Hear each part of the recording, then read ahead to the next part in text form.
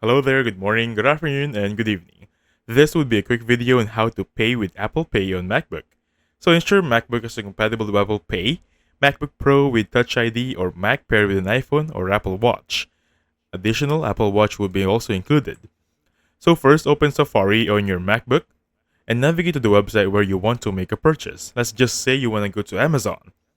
And once you're in Amazon, add your desired items to your shopping cart and proceed to checkout.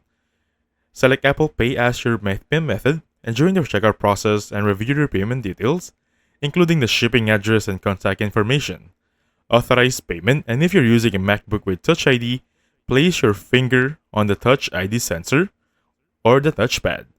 If you're using a Mac without a Touch ID, approve the payment using your iPhone or Apple Watch. Wait for the confirmation, and you will receive a confirmation for the donation and from Apple Pay. It's going to be easy as that. Alright? And that's it. So thank you so much for watching. I'll catch you guys on the next one.